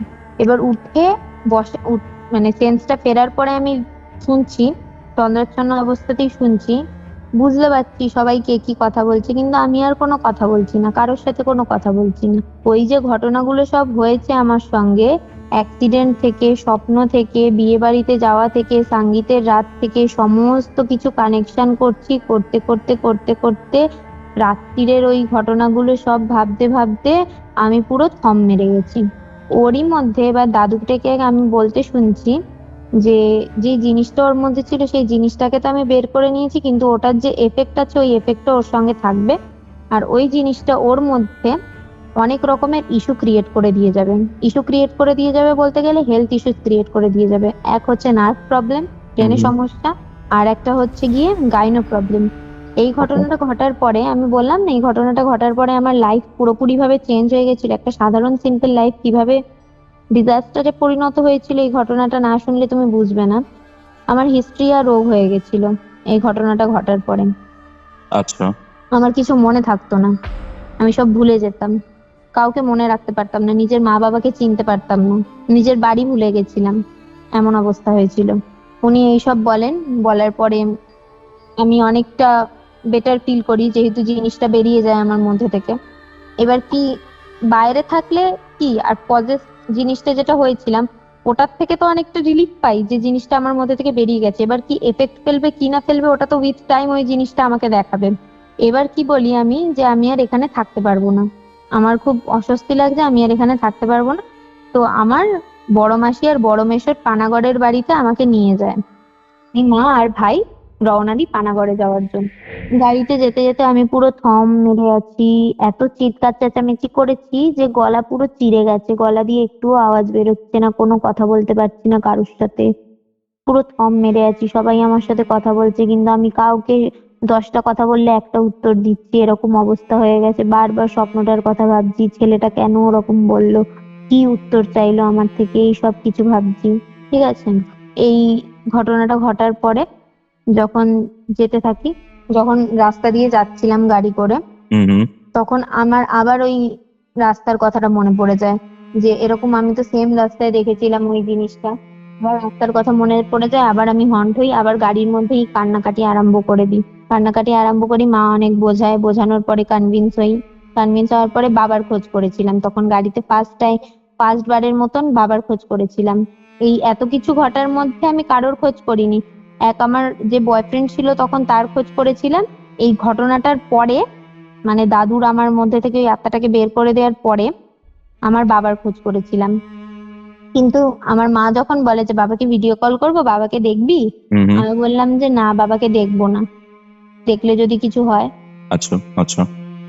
এই কথাটা বলেছি আর এই কথাটা লেগে গেছে। লেগে গেছে? হ্যাঁ। এরকম? কিছুক্ষণ পরেই ফোন আসে, বাবা অফিস যাচ্ছিল, সব রেডি ছিল, এন্ড রাস্তায় যেতে যেতে বাবার বাইক পড়ে যায়, বাবার চোট লাগে, ঠিক আছে, মানে হালকা ফুলকা চোট লাগে। হুম। হাতে আর পায়ে চোট লাগে। অ্যান্ড বাবা বাড়ি এসে দেখে আমার ঠাকুমা কলপার থেকে পড়ে যায়, কপাল টপাল ফেটে যায়। এ বাবা। বাড়ি এসে দেখে, বললাম না কথাটা বললাম আর কথাটা লেগে গেল। ভিডিও কল করিনি তাতেই এই অবস্থা, কল করিনি তাতেই এই অবস্থা। মানে ভাইব্রেশন, নেগেটিভ ভাইব্রেশন কিরকম বাজেভাবে কাজ করে শুধু কানেক্ট করবে দাদা, যে নেগেটিভ ভাইব্রেশন কিরকম বাজেভাবে কাজ করে। এতটাই নেগেটিভ ভাইব্রেশন ছিল, কথাটা বললাম আর কথাটা লেগে গেল। মানে এতটাই পাওয়ারফুল জিনিসটা ছিল, আমাকে এতটাই পাওয়ারফুল জিনিস কন্ট্রোল করছিল তখন। বুঝতে পারছি। তো পানাগড়ের বাড়িতে যাই, হুম হুম। গিয়ে খাওয়া দাওয়া করতে বলে। আমি যথারীতি একটুখানি স্নান টান করি, ভালো করে স্নান টান করি। আমি বললাম যে আমাকে একটুখানি নুন দাও, নুন জলে স্নান করব। নুন ফেলে জলে স্নান করলাম, করার পরে 11 বার হচ্ছে গিয়ে আমি বজরংবলীর মন্ত্র চ্যান্ট করলাম। চ্যান্ট করার পর অনেকটা হালকা ফিল করলাম, অনেকটা বেটার ফিল করলাম। একটু গরম দুধ খেলাম, তারপরে একটু দু চোখের পাতা এক করতে গেলাম দুপুরবেলা। তখন মা আমার মায়ের বান্ধবীর সঙ্গে শেয়ার করে, তখন মায়ের বান্ধবীর ভাইয়ের কথা বলে। মায়ের বান্ধবীর ভাই আর একজন মা কালীর সাধক। আমি তোমাকে প্রথমেই বললাম না যে আমার ইষ্টদেবী দক্ষিণা কালী, আর এই ঘটনাটা ঘটার সময় আমার এমন সমস্ত মানুষ, ধার্মিক মানুষদের সঙ্গে পরিচয় আলাপ হয়েছে যারা প্রত্যেকেই মা কালীর সঙ্গে ওতপ্রোতভাবে যুক্ত। মা কালীরই সাইন যে আমি আজকে ঠিকঠাক ভাবে তোমার সঙ্গে কথা বলতে পারছি। তারপর উনি বলেন, সমস্ত ঘটনাটা অবজার্ভ করেন, উনি বলেন আমার একটা ছবি পাঠাতেন। হুম হুম। আমার একটা ছবি পাঠানো হলো, বললো রিসেন্ট ছবি পাঠাতে, একদম রিসেন্ট ছবি, কোনো সাজগোজ না, একদম যেই অবস্থাতে আমি ঘুমাচ্ছি সেরকম ছবি পাঠাতে বলে। মা আমাকে একটুখানি জাগালো, যেহেতু ঘুমন্ত ছবি পাঠাতে নেই, একটুখানি জাগালো, জাগিয়ে একটা সেলফি মতন তুললো, তুলে পাঠালো। বললো এরম ছবি হবে না, ফুল ছবি লাগবে। বলে চোখটা খুললাম, খুলে ফুল ছবি তুললো, তুলে পাঠালো। পাঠানোর পরে বললো যে ওর ওপর দিয়ে তো সাংঘাতিক ঝড় গেছে, বুঝেছো, ওর ওপর দিয়ে তো সাংঘাতিক জিনিস গেছে। এই জিনিস তো যে সে জিনিস না, আগের জন্মে যেভাবে সেম, মানে যেভাবে অতৃপ্তি পেয়ে জন্মেছিল এই জন্মে, সেম ভাবে অতৃপ্তি পেয়ে এই জন্মে মারা গেছে। এরকম আত্মা ওকে ভর করেছে। আচ্ছা আচ্ছা। আর এরকম আত্মার দ্বারাই ও এখন পরিচালিত হবে। তাও আমি কাজ করে দিচ্ছি। ও যদি ঘুমের ঘরে উঠে পড়ে, উঠে অ্যাবনর্মালিটি করে, তাহলে বুঝবে ওর মধ্যে থেকে এখনো যায়নি। আর যদি ঘুম শুধু হালকা ভেঙে যায়, তাহলে বুঝবে আশেপাশে আছে আর এফেক্ট ফেলবে। তো আমি ঘুম থেকে উঠে অ্যাবনর্মালিটি শো করিনি, কিন্তু একটা মন্ত্র দিয়েছিল উনি মাকে চ্যান্ট করার জন্য। সেই মন্ত্রটা চ্যান্ট করার পরে কি হয়েছিল দাদা, আমার ঘুম ভেঙে গেছিল। আমি একদম গভীর ঘুমে ঘুমাচ্ছিলাম। ওই দিনকে আর দুপুরে কোনো রকমের কোনো স্বপ্ন দেখিনি, ঠিক আছে। সল্ট ওয়াটার বাথ নিয়ে পরে, তারপর 11 বার হনুমান চালিসা পড়ার পরে, তারপর দাদু, তারপর হচ্ছে গিয়ে ওই তান্ত্রিক জেঠু, ওনাদের সবার কাজ করে দেওয়ার পরে আমি একদম শান্তির ঘুম ঘুমোচ্ছিলাম, গভীর ঘুম ঘুমাচ্ছিলাম। কিন্তু মায়ের ওই মন্ত্রটা চ্যান্ট করার পরেই আমি মা কালী খাড়া হাতে নিয়ে দাঁড়িয়ে আছে দেখলাম, দেখে একদম ধচমচিয়ে উঠে বসে বললাম। বুঝতে পারলে কোথায় গিয়ে ট্রিগার করেছিল? বুঝতে পারছি। তো আমি ধচমচিয়ে উঠে বসে পড়লাম। উঠে বসে পড়ে মাকে বললাম, মা তুমি কি কিছু বলছিলে? আমি কিন্তু জানিও না এইসব হয়েছে, পরে আমি জানতে পেরেছি যে এই সমস্ত কিছু ঘটেছে। মাকে এরকম দিয়েছিল মন্ত্র চ্যান্ট করার জন্য, পাঠ করার জন্য। তারপরে আমরা কলকাতায় ফিরে আসি পরের দিন। আমার মামার বাড়িতে প্রথমে আমরা বাড়িতে কেউ আসিনি, কারণ আমার বাড়িতে কেউ জানতো না এরকম ঘটনা যে ঘটেছে। এরকম ঘটনার কথা আমরা কেউ জানাইনি, না আমার বাবাকে জানানো হয়েছিল, না আমার দাদু ঠাকুমাকে জানানো হয়েছিল, কারণ জানালে প্রচন্ড পরিমাণে টেনশন করবে আর খুব বাজে ব্যাপারটা হতো। পরবর্তীকালে জানতে পেরেইছে, সেটা কিছু আমাদের হাতে ছিল না, কারণ এতটাই বাড়াবাড়ি হয়েছিল। মামার বাড়ি যাই, মামার বাড়ি গিয়ে স্নান টান করি, করার পরে দুপুরে খাওয়া দাওয়া সারার পরে আমার মামি বলে যে একটা ঠাকুর বাড়ি আছে, ওই ঠাকুর বাড়িতে নিয়ে যাব, মা কালী প্রতিষ্ঠিত, ওখানে চল। আমার মামার বাড়িতেও মা কালী আছে, কিন্তু ওই দিনকে দাদু ছিল না মামার বাড়িতে, দাদু কাজের সূত্রে বাইরে ছিল। দাদু থাকলে হয়তো এতটাও বাড়াবাড়ি হতো না। ওই ঠাকুর বাড়িতে মামি নিয়ে গেল। সবার সেম কথা, সবাই বলল যে অদ্ভুত জিনিস, মানে যা ঘটেছে ওর সঙ্গে, যা গেছে ওর ওপর দিয়ে, মারাত্মক জিনিস গেছে, মারাত্মক জিনিস আশেপাশে আছে, আর সেই জিনিসটা মারাত্মক ভাবে এফেক্ট ফেলতে পারে, আমরা বড়জোর ঠেকান দিতে পারি, ঠিক আছে। তো উনি একটা ধূপকাঠি জেলে মা কালীর মন্ত্র পাঠ করলো, বড় বাবার মন্ত্র পাঠ করলো। বড় বাবা মানে শনিদেব, শনি মহারাজ, ওনার মন্ত্র পাঠ করলো, করে আমার চারিদিকে ঘোরালো, ক্লকওয়াইজ অ্যান্টি ক্লকওয়াইজ ঘোরালো। ঘোরানোর পরে ওই স্মেলটা নিয়ে আমার নাক পাক জ্বলছিল। আমার মাসি মামি এদের কারোর কোনো প্রবলেম হচ্ছিল না, বাট ওই মন্ত্রটা ধুনোর গন্ধে আমার নাক পাক একদম জ্বলে যাচ্ছিল। তো ওরম করতে করতে উনি একটা ফুল মাথায় ঠেকালো। ফুলটা ঠেকানোর পরে আমি না কেঁপে উঠলাম। কেঁপে ওঠার পরে উনি বললো যে বাড়ি চলে যাও, ফুলটা রাখবে নিজের কাছে। আমি কি করি, টোটোতে আস্তে আস্তে ফুলটা নিয়ে রেল লাইনে ছুঁড়ে ফেলে দিই। কেন? জাস্ট ফেলে দিই। আচ্ছা, তারপর সবাই আমাকে জিজ্ঞেস করে কেন ফেললি। আমি বললাম বেশ করেছি, আমাকে ঠিক করতে পারবে না। এইগুলো আমার ওয়ার্ডস ছিল, এই শব্দগুলো আমি ইউজ করেছিলাম। তারপর কোনো রকমে বাড়ি আসি, বাড়ি এসে ওই রাতটা কাটাই। তারপর থেকে মোটামুটি চলছিল। উনি ওখান থেকে যে জল পোড়া দিয়েছিল সেই জল পোড়া খাচ্ছিলাম, মা খাইয়ে দিচ্ছিল, মা জানায়নি, না জানিয়ে খাওয়াচ্ছিল। ওই জন্যই তাও বেঁচেছিলাম ওই মুমেন্টটায়, তাও পড়াশোনা করে একটুখানি পরীক্ষার গুলো দিতে পেরেছিলাম। জলের সঙ্গে মিশিয়ে মিশিয়ে দিচ্ছিল, সেই জিনিসগুলো খাচ্ছিলাম। খেতে খেতে খেতে খেতে খেতে খেতে একটু নর্মাল লাইফ। আমার নদাপাড়ার বাড়িতে চলে এসেছিলাম কলকাতাতে, কিন্তু শরীর খুব খারাপ থাকতো। মানে কোনো না কোনো ভাবে শরীর খারাপ ভুগতামই। হয় জ্বর হচ্ছে, নয় ঠান্ডা লেগে যাচ্ছে, নয় গা হাত পা ব্যথা, কোনো না কোনো ভাবে ভুগতাম। রিলেশনশিপ একটা ছিল, ওটাও খারাপ হয়ে গেল। বাড়ির লোকজনদের সাথে সম্পর্ক ঠিকঠাক ছিল না, বিশেষ করে বাবার সঙ্গে ডিস্টেন্স তৈরি হয়ে গেছিল। ঠাকুমা দাদুর সাথে, মায়ের সাথে একটু আধটু কথা হতো, যেহেতু মা পুরো ঘটনাটাই প্রথম থেকে দেখেছে, প্রথম থেকে শুনেছে। পড়াশোনায় মন বসতো না। এরম করতে করতে করতে করতে এইচএস পরীক্ষার টাইম এলো। এইচএস পরীক্ষার লাস্ট দিনকে আমার এখনো মনে আছে, মেবি বায়োলজি পরীক্ষা ছিল, হ্যাঁ বায়োলজি পরীক্ষা ছিল। বায়োলজি পরীক্ষার দিন আমাদের বাড়িতে আলনা আছে। হঠাৎ করে সেন্সলেস হয়ে গেলাম, হঠাৎ করে। পরীক্ষা দিতে যাব তার আগে আমি সব ভুলে গেলাম। এমন একটা বিহেভিয়ার দেখাচ্ছি যে আমার কিছু মনে নেই, আমি সব ভুলে গেছি, আর আমি বাড়ির লোককেও চিনি না, আমি বাড়িটাকেও চিনি না। এমন বিহেভিয়ার আমি শো করছি, আমি কাউকে চিনি না, কিচ্ছু জানি না। এই ঘটনাগুলো আমি পরবর্তীকালে মায়ের থেকেই শুনেছি। অ্যান্ড তারপর আমি অজ্ঞান হয়ে যাই। অজ্ঞান হয়ে যখন উঠে বসি, উঠে বসার পরে আমাদের বাড়িতে আলনা আছে। পুরোনো দিনে যে আলনায় জামা কাপড় রাখা হতো না, আমাদের বাড়িতে ওরকম আলনা রাখা আছে। আলনার পিছনে দৌড়ে লুকিয়ে পড়ি। দৌড়ে লুকিয়ে পড়ে চিৎকার করি আর বলি যে আমার জীবনে কিছু ভালো হয়নি, আমি ওর জীবনেও কিছু ভালো হতে দেবো না। এই কথাটা আমি বলি। ওকে। অ্যান্ড দেন আমার বাবা আমাকে বলে যে তোর কি হয়েছে, তুই এরকম করছিস। মিনিটের মধ্যে আমি বলি যে আমার তো কিছু হয়নি, আমি তো একদম ঠিক আছি, আমার তো কিছু হয়নি, হয়েছে তো তোমাদের, তোমরা দেখতে পাচ্ছ না। এরকম কথাবার্তা বলি বাবার সাথে, বলে আবারও সেন্সলেস হয়ে যাই। সেন্সলেস হয়ে এবার ওঠার পরে আমি অঝরে কাঁদি। সেন্সলেস হয়ে গিয়ে এবার আমি আবার সেম স্বপ্ন দেখি যে বাইকটা উল্টে পড়ে আছে, ওই ছেলেটা যে ওর বডি ছেড়ে বেরিয়ে চলে যাচ্ছে, আর কালো যে ছায়াটা আমার দিকে এগিয়ে আসছে হাত বাড়িয়ে। আমি বাবাকে কাঁদতে কাঁদতে উঠে বলি, বাবা কালো ছায়াটা আমার দিকে আবার এগিয়ে আসছে। এরকম কথাটা আমি বাবাকে বলি শুয়ে শুয়ে। তখন বাবা বলে যে ওর শরীর খারাপ কিছু হয়নি, ওর সঙ্গে অ্যাবনর্মাল কিছুই আছে, বাবা বলেন।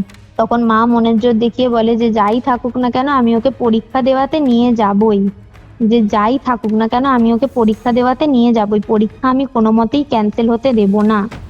যেহেতু আমি তখন ওই কথাটা বলে দিয়েছিলাম যে আমার লাইফে তো কিছু ভালো হয়, আমি ওর লাইফে কেন কিছু ভালো হতে দেবো, ওর লাইফেও আমি কিছু ভালো হতে দেবো না।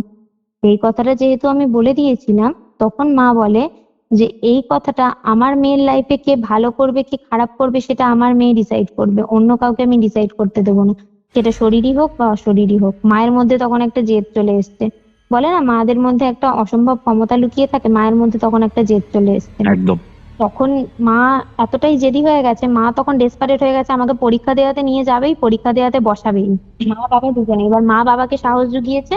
তখন মা কি করে, আমি আবার আলনার পেছনে লুকিয়ে পড়ি আর হেভি জোরে জোরে চিৎকার করি, মাথা ঠুকি, নিজের মাথা ঠুকতে ঠুকতে মাথা ফাটিয়ে ফেলি নিজের, এত জোরে জোরে মাথা ঠুকি, মানে এতটাই হার্মফুল হয়ে গেছিল এন্টিটিটা আমার জন্য, আমি নিজের মাথা নিজে ফাটিয়ে ফেলি, আমার মাথায় কাটার দাগও আছে এখনো।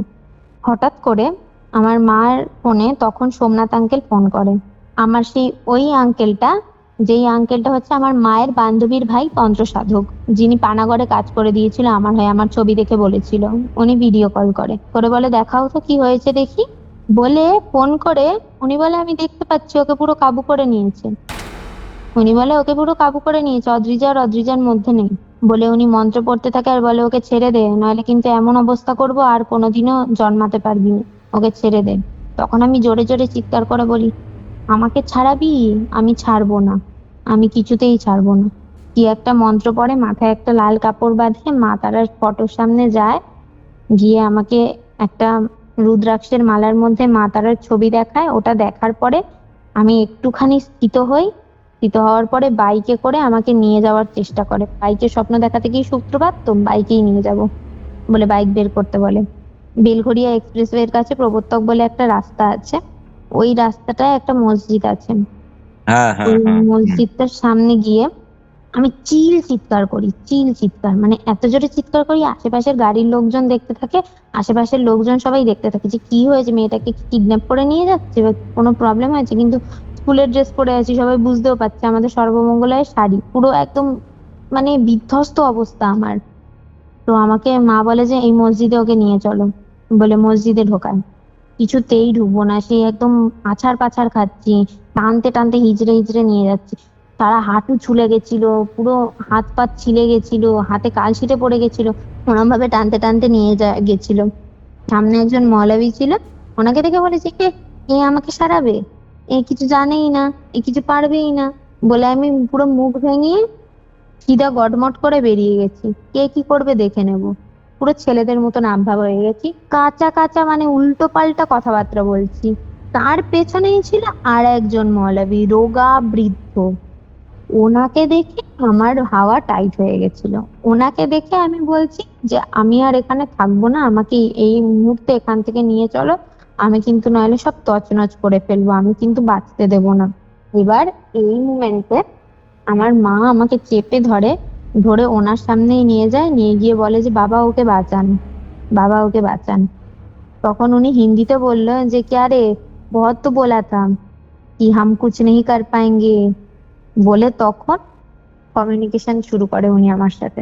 আমাকে সোজা ওনার সামনে বসান, কাউকে থাকতে দেন না, হাতের মধ্যে একটা মালা নেন, আর ওনাদের আরবি ভাষায়, মা বলেছিল আরবি ভাষায়, আরবি না উর্দু ভাষা, আরবি ভাষাই সম্ভবত হবে, ওই ভাষায় কিছু একটা পড়তে থাকে বেশ অনেকক্ষণ ধরেই পড়ে, চোখ বন্ধ করে পড়ে আর একবার আমার দিকে তাকায়। এবার যখন তাকিয়ে আমার দিকে মন্ত্রটা পড়তে থাকে, ওই মোমেন্টে আমার মা যেখানে কাঠ হয়ে দাঁড়িয়ে ছিল, সেই মোমেন্টে আমার মা আমাকে পরে গল্পটা বলেছিল, সেই মোমেন্টে নাকি আমার মা এসে আমার গালে জল ঢেলে দিয়েছিল হঠাৎ করে, আউট অফ নোওয়্যার। মানে যেই মোমেন্টে ওই সমস্ত কিছু দেখার পরে মানুষ পুরো স্ট্যাচু অফ লিবার্টি হয়ে যায়, সেই মোমেন্টে কোথাও কিছু নেই, আমার মা আউট অফ কনসার্ন নাকি এসে আমাকে জল খাইয়ে দিয়েছিল। তখনই উনি ওই মৌলবী উঠে দাঁড়িয়ে বলে যে ये आपने क्या किया, अब मैं काम करूंगा तो मेरा नुकसान हो जाएगा, अब मैं कुछ नहीं कर पाऊंगा, आपने तो उसको तृप्ति दे दिया, उसको तो पानी नहीं मिला था। মানে যে আত্মাটা ছিল সে জল পায়নি, বুঝেছো? হ্যাঁ বুঝতে পারছি সেই অ্যাসপেক্টেই। হ্যাঁ, এবার ওই আত্মাটা কি করেছিল, আমার মাকে কন্ট্রোল করে কোন রকমে নিজের কাছে এসে বন্দি হবে না বলে জলটা খেয়ে নিজের তৃপ্তিটা মিটিয়ে নিল। আর ফিজিক্যাল হ্যারাসমেন্টের দরুন তো নিজের যে বদ চাহিদাটা ছিল ওটা তো মিটিয়ে নিয়েই ছিল। এবার জলটা নিজে পেয়ে গেল, পাওয়ার পরে বললো যে এবার যদি আমি কিছু করি আমার ক্ষতি হয়ে যাবে। ওই মৌলবী বললাম ক্ষতি হয়ে যাবে, এই কথাটা বললো। বলার পরে মা হাউমাউ করে কাঁদছে, বলছে আমি তাহলে ওকে এবার পরীক্ষা দিতে কি করে নিয়ে যাব। হুম। তখন মৌলবী বলল যে তোমাদের তোমাদের ধর্মে যেই ঠাকুরকে মানো, যেই ঠাকুরকে ভজো, সেই ঠাকুরের মন্ত্র ওর কানের সামনে বলতে বলতে ওকে সারা রাস্তা দিয়ে নিয়ে যাও, কারণ আমি যদি এখন কিছু করি তাহলে আমার ক্ষতি হয়ে যাবে, আমি কিছু করতে পারবো না। যেই কথা সেই কাজ, বাবা গাড়িতে তুললো আমায়, আর মা কানের সামনে হরে কৃষ্ণ মহামন্ত্র, যেটা কৃষ্ণ ঠাকুরের মহামন্ত্র, সেই মন্ত্রটা করতে করতে আমাকে মহাকালী স্কুল অব্দি নিয়ে গেল। স্কুলের ভেতরে ম্যামরা সবাই আমার জন্য অপেক্ষা করেছিল, ম্যামদেরকে পুরো ঘটনাটা ডেসক্রাইব করা হয়েছিল। ম্যামরা পুরো ঘটনাটা শুনে বলেছিল, ম্যামরাও খুব কোঅপারেটিভ ছিল, ম্যামরা বলেছিল যে ওকে কোনো রকমের পরীক্ষাটায় বসান, যেহেতু আমার পারফরমেন্স ওভারঅল ভালো ছিল, ওনারা পরীক্ষা হলে দেখেছিল, বলেছিল ওকে কোনো রকমের পরীক্ষা দিতে বসান। পরীক্ষা দিতে আমি বসলাম, বসে আমি বহুবার সেন্সলেস হয়েছি, হুড় করে বমি করেছি। তারপর ডাক্তার আসে, ডাক্তার চেক আপ করে, দেখে প্রেশার ঠিক আছে, সব ঠিক আছে। আফটার দ্যাট আমি লিখতে লিখতে বাইরে বেরোই, তখন শরীরটা একটুখানি হালকা হয়েছে, অনেকটা ঠিক আছে, অনেকটা বেটার ফিল করছি পরীক্ষা দিয়ে বেরানোর পরে। যেহেতু ওই মৌলবীর কাছে গিয়ে মায়ের হাত দিয়ে জলটা পান করার পরে ওই আত্মাটা তৃপ্তি পেয়ে গেছে, তখন ওই জিনিসটা হাবি হওয়ার যে ব্যাপারটা, ওই জিনিসটা আমার মধ্যে থেকে কমিয়ে দিয়েছে। আর একটা জিনিস আমি বলতে ভুলে গেছিলাম, যখন কমিউনিকেশন করছিল তখন বলেছিল ও তো আমাকে অপমান করেছে। আমি প্রথম দিকে বললাম না যে আমি অপমান করে ফেলেছিলাম, যে একটা হার ফেলার কারণে কিভাবে আমার লাইফটা দুর্বিষহ হয়ে গেছিল, তখন কমিউনিকেট করতে করতে নাকি আমি বলেছিলাম যে ও তো আমার গায়ে ছুঁড়ে ফেলেছে, ওর এঁঠোটা তো ও আমার গায়ে ছুঁড়ে ফেলেছে, তাহলে আমি ওকে পজেস করবো না কেন, আমি ওকে ধরবো না কেন, আমি ওকে অ্যাটাক করবো না কেন? বুঝেছো? এই বুঝতে জিনিসগুলো পারছি। এই জিনিসগুলো এসছিল, পরবর্তীকালে জানা গেছিল। তারপর পরীক্ষা দিয়ে বেরাই, পরীক্ষা দিয়ে বেরানোর পর কোনো রকম একটু হালকা লাগে, হালকা লাগার পরে বাড়ি আসি, বাড়ি এসে আমি রেস্ট নেওয়ার পর আমার কাকিমণি আমাকে নিয়ে খড়দায় একটা ঠাকুর বাড়িতে যায়, ওখানেও মা কালী। তো ওখানে গিয়ে তান্ত্রিক ছিল, আমি ওনাকে জেঠু বলে সম্বোধন করি, ওই জেঠুও সেম কথা বলে সেই কথাগুলো বলা হয়েছিল। বাট ওই জেঠু বলে যে তোর সঙ্গে ওই আত্মার কোনোভাবে পূর্বজন্মের কানেকশন ছিল, যে কারণে এই জন্মে তোর মাধ্যমে ও তৃপ্তি পেতে চেয়েছিল, আচ্ছা। কিন্তু এই জিনিসটা তোকে খুব বাজেভাবে এফেক্ট করেছে। এবার যখন এই কথাটা বলেছে তখন আমি খুব কান্নাকাটি করে বললাম যে আমার সঙ্গে কেন এরকম হলো, তুমি কি উত্তর দিতে পারবে? চুপ করেছিল, কিছু বললো না, বললো যে মা আমি তোকে সারিয়ে তুলতে পারবো কিন্তু উত্তর আমার কাছে নেই। আমাকে শোয়ালো, তেল পোড়া দিয়ে পেটে মালিশ করলো, নাভির কাছ থেকে একটা মাদুলির মতন কালো জিনিস, কালো গোল মতন একটা জিনিস টেনে বের করলো। ওটা বের করার পরে আমি দাদা অনেকটা হালকা হয়ে গেলাম, অনেকটা রিলিফ পেলাম, মানে পুরো চুল পাকিয়ে রাখলে একটা বলের মতন দেখতে লাগে না, দেখবে অনেক জায়গায় একতলা চুল পড়ে থাকলে যেরকম হুম, দেখতে লাগে অদ্ভুত হুম, হুম। রকমের, ওরকম একটা জিনিস বের করলো, করে ওটাকে আগুনে পুড়িয়ে দিল। তারপর আমাকে জল পোড়া খেতে দিল, আর সারা গায়ে গঙ্গার জল স্প্রিঙ্কেল করলো, স্প্রিঙ্কেল করে একটা বেলপাতা দিল, একটা তুলসী পাতা দিল, আর প্রসাদী ফুল মাথায় ঠেকালো। ঠেকিয়ে আমাকে বলল বাড়িতে দুটো ধূপকাঠি নিয়ে যা, এই দুটো ধূপকাঠি একটা সন্ধ্যেবেলায় জ্বালাবি, একটা সকালবেলায় জ্বালাবি রেগুলারলি, এই জিনিসগুলো করবি। এই জিনিসগুলো করছিলাম, করতে করতে করতে করতে বেশ ভালো ছিলাম। এবার এর মধ্যেই আবার কি হলো, হঠাৎ করে আমার যে এক্স বয়ফ্রেন্ড সে হঠাৎ করে আমার লাইফে ফিরে আসতে চাইলো, হঠাৎ করে আউট অফ নোওয়্যার। যেহেতু ব্যাপারটা এবার লাইট হয়ে গেছে, ও কিন্তু চলে গেছিল ওর প্রভাবেই, মানে ওই এন্টিটিটার প্রভাবেই কিন্তু ও আমার লাইফ থেকে বেরিয়ে গেছিল। আফটার দ্যাট ও আমার লাইফে ফিরে আসতে চেয়েছিল, ফিরে এলো যখন আমিও ফিরিয়ে নিয়েছিলাম, আমি ভেবেছিলাম যে একটা চান্স দিয়ে দেখি, বেশ ঠিকঠাক চলছিল সবকিছু। হঠাৎ করে একদিন কি হলো, আমি তো তোমাকে আগেই বললাম যে আমি মেকআপ আর্টিস্ট এন্ড মডেলিং করি। আমি একজন দাদার সাথে বাইকে করে যাচ্ছিলাম, বাইকে করে যেতে যেতে সাগর দত্ত হসপিটালের সামনে দিয়ে যাচ্ছিলাম শুট লোকেশনে, তো আমার গাটা আবার হঠাৎ করে ছমছম করে উঠলো, বেশ একটা ক্রিপি ফিল হলো জানো তো। শুট করে ওর বাড়িতে গেলাম দেখা করতে, হঠাৎ করে দেখলাম আমার বয়ফ্রেন্ডের বিহেভিয়ারে একটা সাডেন চেঞ্জ হয়ে গেল, কথাবার্তা রুড হয়ে গেল। হঠাৎ করে বললো যে তুমি শুট করতে গেছিলে, ফুর্তি মারতে গেছিলে, এরকম কথাবার্তা হয়ে গেল। তারপর আমি বললাম যে না আমি তো শুট করতে গেছিলাম, তুমি তো সবই জানো আমি তো শুট করি। বললো যে দেখি তোমার ফোন দেখি। আমি বললাম দেখ। আমি তারপর বললাম যে এই যে যে জিনিসটা করলে এই জিনিসটা ভালো করলে না, বলে বেরিয়ে আসবো তখন আমার হাতটা টেনে আমার গালে একটা ঠাস করে চড় মেরে দিল, হঠাৎ করেই আমাকে থাপ্পড় মেরে দিল। ওই জিনিসটা আমি কোনো রকমে মেনে নিতে পারিনি। এবার আমি প্রচন্ড পরিমাণে ভেঙে পড়েছিলাম, প্রচন্ড পরিমাণে ভেঙে পড়েছিলাম। তারপর বাড়ি আসি, বাড়ি এসে গা হাত পা আবার সেই কিরকম অদ্ভুত লাগতে থাকে, সেই স্বপ্নের কথায়, সেই সমস্ত ঘটনার কথায় সমস্ত কিছু ফ্ল্যাশব্যাক হতে থাকে। সাগর দত্ত হসপিটালের সামনে যেহেতু ওরকম সেম ঘটনা আর একটা ঘটেছিল, বললাম না 31 ডিসেম্বরের দিন রাত্রির বেলা একটা ছেলে মারা গেছিল, যেই ঘটনাটা শুনে আমার পাস্ট লাইফ ট্রমাটা ট্রিগার হয়েছিল, ওই জায়গাটায় যাওয়ার পর থেকে আমার গাটা আবার থমথম করতে থাকে। তো বাড়ি এসে আবার সেই থমথমে ভাবটা হতে থাকে, যেহেতু ওরকম নিজের ভালোবাসার মানুষের হাতে আঘাত পেয়েছি। তো ওই সমস্ত মিলিয়ে আমার একটা অ্যাটাক আসে, আমি সেন্সলেস হয়ে পড়ি, এবং আমার সেন্স ফেরে যখন আমি সব ভুলে যাই। মা বাবাকে ভুলে যাই, ভাইকে ভুলে যাই, দাদু ঠাকুমাকে ভুলে যাই, নিজের নাম ভুলে যাই এবং বাড়ি কোথায় থাকি, কি বৃত্তান্ত সমস্ত কিছু ভুলে যাই। কিচ্ছু মনে থাকে না। শুধু একটা একটা জিনিসই আমার কানে তখন বাজতো, বাইকের আওয়াজ। শুধু বাইকের আওয়াজ কানে বাজতো, আর আমি ভ্যাবলার মতন যে সবার দিকে তাকিয়ে থাকতাম, মানে একদম বাচ্চাদের মতন তাকিয়ে থাকতাম। তুমি কে, কোথা থেকে এসছো, আমার নাম কি, আমাকে চেনো? কেউ কিছু জিজ্ঞাসা করলেই আমাকে চেনো, আমি তো এখানে থাকি না, এরকম বলতাম কথাগুলো। এবার এরম করতে করতে হঠাৎ ফেসবুক স্ক্রল করতে করতে আমার মা খবর পেল আমার আর এক মায়ের খোঁজ পেল, মানে আমার গুরু মায়ের খোঁজ পেল। আচ্ছা। গুরুমা আমার কৃষ্ণনগরে থাকে। আমার গুরুমার কাছে আমাকে নিয়ে গেল। ওখানে নিয়ে গিয়ে আমার অরা এতটা নেগেটিভ হয়ে গেছিল, আমি এতটা নেগেটিভ হয়ে গেছিলাম যে ওখানে আমি ঢুকতে পারছিলাম না। ওখানে কোনো রকমে যাওয়ার সময় প্লুটোতে ট্রেনের রাস্তায় বহুবার অজ্ঞান হয়ে গেছিলাম। আচ্ছা। মানে কিছুতে আমাকে নিয়ে যাওয়া যাচ্ছিল না। স্টেশনে নেমে কেউ দেখতে পাচ্ছে না, কেউ, মানে আমার যে বয়ফ্রেন্ড ছিল তাকে আমি ইমাজিন করছি, সব ভুলে গেছি, কিন্তু মিনিটের মধ্যে তাকে আমি যেন দেখতে পেয়েছি।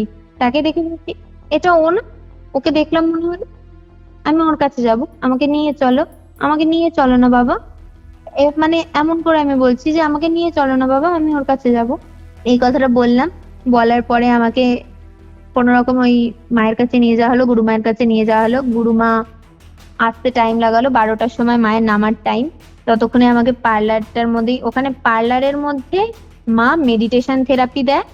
ওটা পার্লার, বাট ওখানে পুরো একটা অ্যাম্বিয়েন্স ক্রিয়েট করা আছে যেখানে মেডিটেশন থেরাপি দেওয়া হয়, শিব তাণ্ডব দেখানো হয়, কাউন্সিলিং করানো হয়, অ্যান্ড যত সব নেগেটিভ অরা আছে যেই সব মানুষদের মধ্যে, সেই জিনিসগুলোকে ক্লেনজিং করানো হয়। ওইখানে রিসেপশনের মধ্যে আমি শুয়ে পুরো একদম টান টান হয়ে শুয়ে থাকি, আর এই পাশ ওই পাশ শুয়ে আছাড় পাছাড় খেতে থাকি, অদ্ভুত অদ্ভুত আচার আচরণ করি, লোকজনকে বিরক্তি করে মারি, মানে মানে অদ্ভুত।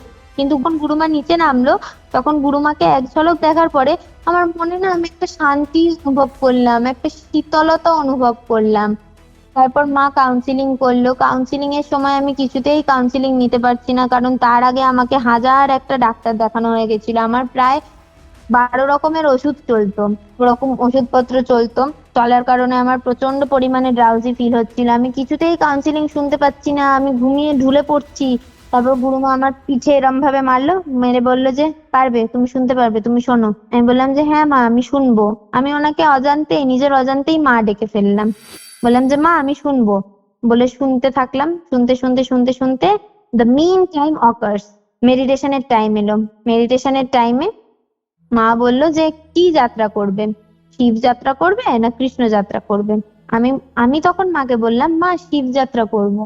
তখন মা বললো যে বাহ, তুমি রেসপন্স করেছো, তাহলে শিব যাত্রাই সকলকে করানো হবে। ওই মেডিটেশন করতে করতে আমাকে চেয়ারে বসানো হয়েছিল, বাকি সবাই নিচে বসেছিল। মেডিটেশন করতে করতে আমি চেয়ার থেকে পড়ে গেছিলাম। যেহেতু আমার শরীরটা খারাপ ছিল, আমাকে চেয়ারে বসতে দিয়েছিল যাতে হেলান দিয়ে বসতে পারি, কিন্তু ওই চেয়ারে বসিয়েও কোনো লাভ হয়নি। আমি চেয়ার থেকেও উল্টে পড়ে যাই এবং আমার মাথায় আমি চোট পাই। তো আমাকে পিছনে একজন সাপোর্ট দিয়ে রেখেছিল আর সামনে একজন ছিল। দিয়ে তারপর মা পুরো গাইডেন্স দিতে থাকে আর আমি মেডিটেট হতে থাকি। মেডিটেশন কমপ্লিট হওয়ার পরে অনেকটা বেটার ফিল করি। আফটার দ্যাট স্ক্রিনে শিব তাণ্ডব চালানো হয়, তখন মায়ের স্টাফদেরকে ডেকে বলে যে অদ্রিজার মজুমদারের বাড়ির লোককে ডেকে পাঠাও। বলে বাড়ির লোককে, মানে মা আর বাবা সাথে গেছিল, মা বাবাকে ডেকে পাঠানো হয়। শিব তাণ্ডবটা স্ক্রিনে চলাকালীন আমার মুখের আকার বৃত্তি একদম বিভিন্ন ধরনের হতে থাকে, একদম অদ্ভুত ধরনের আকার বৃত্তি হতে থাকে। আমার কাছে সেই ভিডিও আছে প্রেজেন্ট। সেই ভিডিও যদি তুমি চাও আমি শো করতে পারি। তো সেই ভিডিওটা আছে এখনো।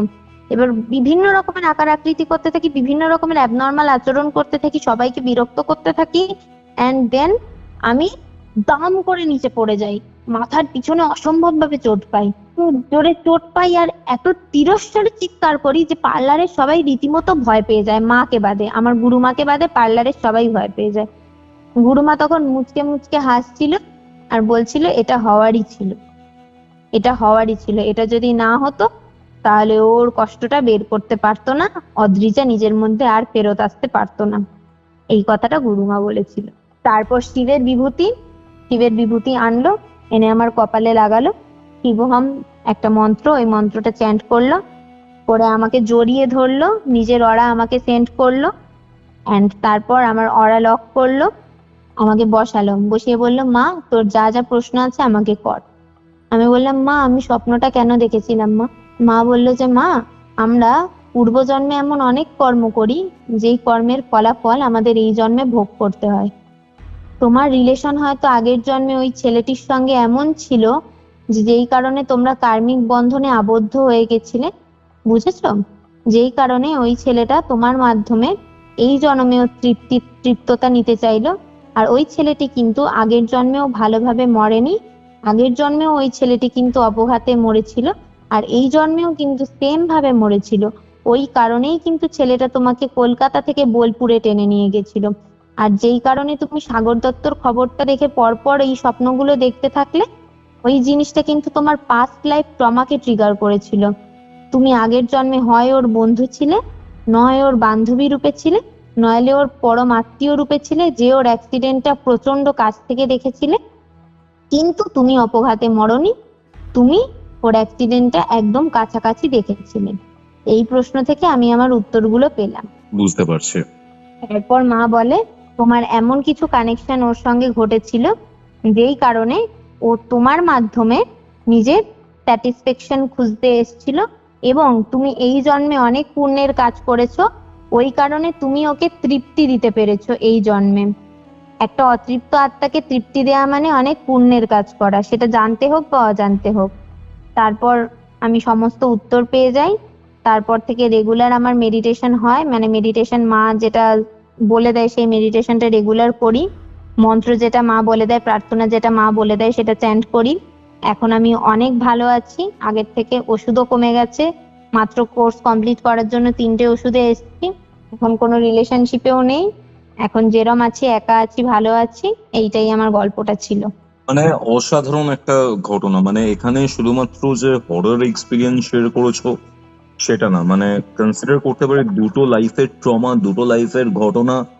ইভেন এইবারে এত স্ট্রাগলের মধ্যে দিয়ে তুমি যে সার্ভাইভ করেছো অদ্রিজা, এটা খুব বড় একটা ব্যাপার। কিন্তু মানে এটা অনেক মানুষই মানে হাল ছেড়ে দেন। একদম দাদা, আর এইটা আমি আমার পুরো থ্যাঙ্কস জানাবো আমার মাকে আর আমার বাবাকে। আমার মা বাবা যদি আমার পাশে না থাকতো, আর মা দক্ষিণাকালী যদি আমার লাইফে ওই ধার্মিক মানুষগুলোকে ঠিক সময় না পাঠাতো, তাহলে আমি হয়তো আজকে সার্ভাইভ করতে পারতামই না, হয়তো কল রেকর্ডিং এ আমি থাকতে পারতামই না। এমন অবস্থা আমার হয়েছিল। আমি প্রত্যেকটা জিনিসের জন্য ইউনিভার্সের কাছে এত ভালোভাবে থ্যাঙ্কফুল আর এত ভালোভাবে গ্রেটফুল যে আমি মুখে প্রকাশ করতে পারবো না। আমি এতটাই থ্যাঙ্কফুল আর গ্রেটফুল, কারণ আমি আগে এতটাই কমজোর মনের মানুষ ছিলাম। এই ঘটনাটা আমাকে এমন এমন এক্সপিরিয়েন্সের মধ্যে রেখে নিয়ে গেছে যে আমি এখন যে কোনো সিচুয়েশন ফেস করতে পারবো। একদমই তাই। কেমন লাগলো আজকের এই ঘটনাটা? মাল্টিপল লেয়ার রয়েছে এই ঘটনাটার মধ্যে। আমি অদ্রিজার এই ঘটনাটা শুনে সত্যি কথা বলতে একদম স্টান্ড। আজকের এই এপিসোডটা শোনার পর আপনিও যদি নিজের লাইফে ঘটে যাওয়া এরকম কোনো প্যারানর্মাল অ্যাক্টিভিটি, এরকম কোনো সত্যি ভূতের ঘটনা অথবা ব্ল্যাক ম্যাজিক রিলেটেড কোনো ঘটনা আমার সাথে শেয়ার করতে চান, যোগাযোগ করুন আমাদের অফিসিয়াল হোয়াটসঅ্যাপ নাম্বারে, যেটি হচ্ছে 6290675195। এছাড়া স্পিরিচুয়াল হেল্প, অ্যাস্ট্রোলজিক্যাল প্রেডিকশন অথবা তন্ত্র রিলেটেড গাইডেন্সের জন্য আমাকে যোগাযোগ করতে পারেন। তাহলে চলুন দেখা হচ্ছে পরবর্তী এপিসোডে, যেটি আসছে রবিবার দিন দুপুর ঠিক 3টের সময়। ততক্ষণ অব্দি কিউরিও ফাইটের এরকম আরও 2টি এপিসোড দেখতে আপনার মোবাইল স্ক্রিনে আসা ডান দিকের অথবা বাদিকের বক্সে ক্লিক করুন। Curiophyte presents Ghostly Call Recording, a horror audio documentary by Kaustav Kumar. এবার ভয় পাবে